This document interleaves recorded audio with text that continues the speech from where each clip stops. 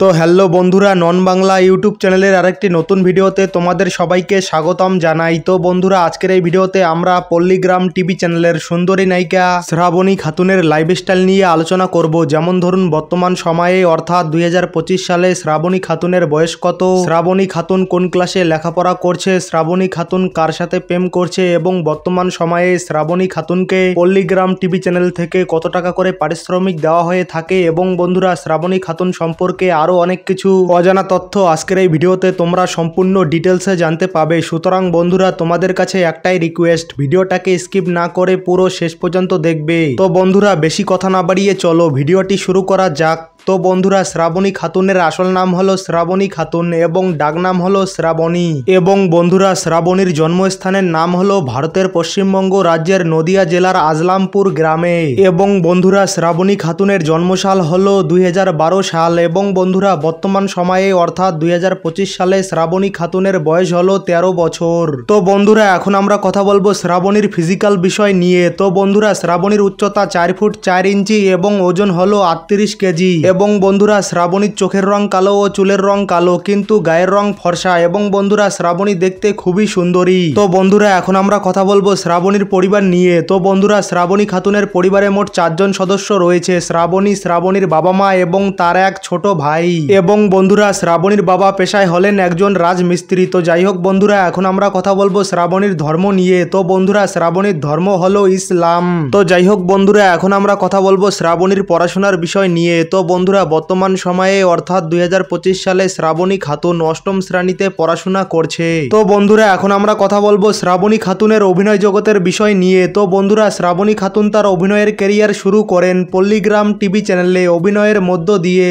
আর হ্যাঁ বন্ধুরা, তোমরা যদি পল্লীগ্রাম টিভি চ্যানেলের ভিডিওগুলি শুরু থেকে দেখে থাকো তাহলে নিশ্চয়ই দেখেছো যে পল্লীগ্রাম টিভি চ্যানেলে শুরুর দিকে একমাত্র নায়িকা হিসাবে শুধুমাত্র শ্রাবণী খাতুনকেই অভিনয় করতে দেখা যেত। আর হ্যাঁ বন্ধুরা, এটা বলা যেতে পারে যে শ্রাবণী খাতুনের হাত ধরেই পল্লীগ্রাম টিভি চ্যানেলের শুরুটা হয়েছিল।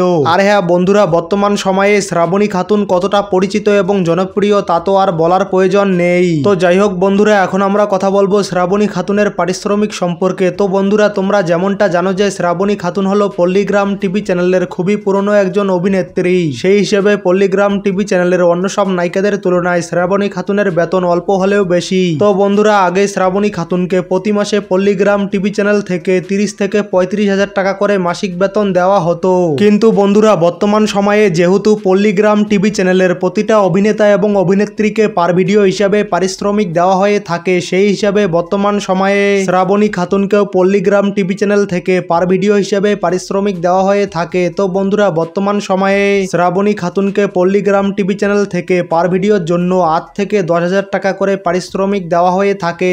এবং বন্ধুরা, সে তার অভিনয়ের ক্যারিয়ারে এই পর্যন্ত সর্বমোট পল্লীগ্রাম টিভি চ্যানেল থেকে 20 থেকে 25 লক্ষ টাকা ইনকাম করে নিয়েছে। তো বন্ধুরা, এখন আমরা কথা বলবো শ্রাবণী খাতুনের পার্সোনাল বিষয় নিয়ে, অর্থাৎ বর্তমান সময়ে শ্রাবণী খাতুন কার সাথে প্রেম করছে সেই বিষয় নিয়ে আলোচনা করব। তো বন্ধুরা, আমরা বিভিন্ন সূত্র থেকে জানতে পেরেছি যে শ্রাবণী খাতুন নাকি পল্লীগ্রাম টিভি চ্যানেলের হ্যান্ডসাম অভিনেতা শফিককে পছন্দ করে এবং তার সাথে প্রেম করতে চায়। আর হ্যাঁ বন্ধুরা, বিষয়টা গুজবও হলে হতে পারে, কারণ বন্ধুরা, শ্রাবণী খাতুন নিজের মুখে কখনো বলেনি যে সে শফিককে পছন্দ করে এবং তার সাথে প্রেম করতে চায়।